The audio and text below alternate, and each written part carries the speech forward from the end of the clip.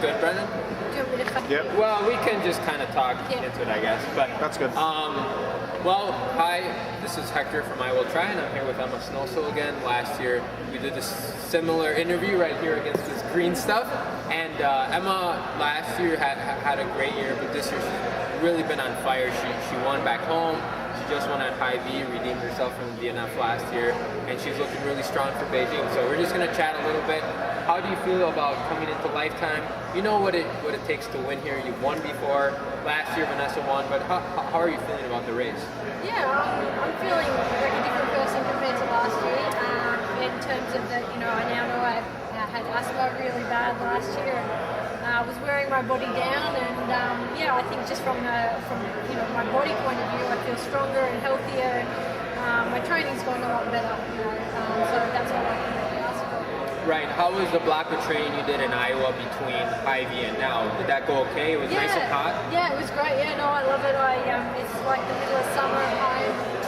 It's really hot and humid, and the storms in the afternoon. So, the training's been really awesome.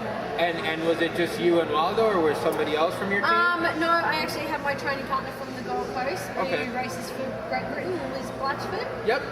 So we train at home, so we're good training partners, and she was coming to this race, so it worked out well. And just the two of us felt like home. Yeah. Are you doing New York?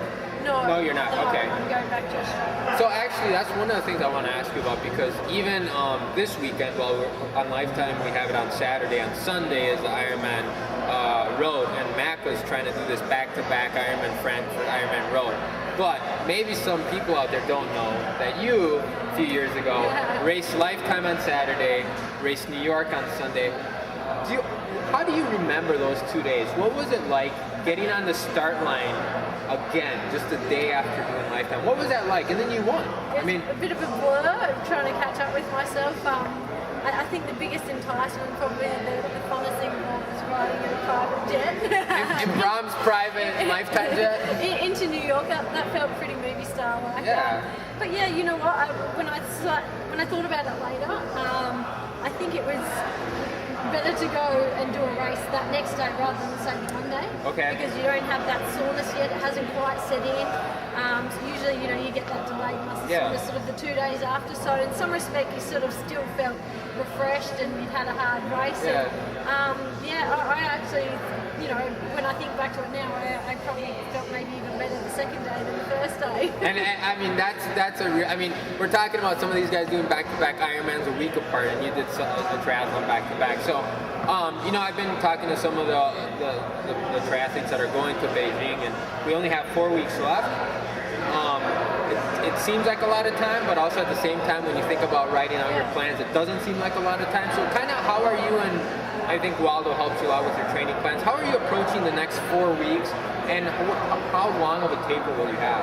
Yeah, that's good. I mean, and that's been part of the hard decision to not go to New York, is that, I can get back on a plane and be in Australia Monday morning, and it gives me a really good 4 weeks back in Australia on home soil of solid training before I have to leave for Beijing. So for me, it's familiar surrounds. It's being, having people who treat me and massage and keeping my body in 100% form and shape, and is having them at my fingertips. And so I think, like I said, the best thing is to be able to go home and have that block. And then, the taper is something that, sort of varies a little bit every race, but I think I'll find it hard, but I know in my mind I probably want to taper a little bit more than I ever have to feel like I've got that jumping out of my skin feeling. But usually I don't, start a taper as a Sunday race until sort of the Thursday beforehand. So it might be the same thing a Thursday, but we're racing on Monday. So we're racing Monday, and we get to break the trip up a lot too. We overnight on the way. We're all in the same time zone, so we're making it as streamlined and as efficient as possible, I think, in terms of travel as well. And I'm going to be traveling to Beijing for the first time in my life to cover the race, and so we'll hopefully get a chance to talk with you over there.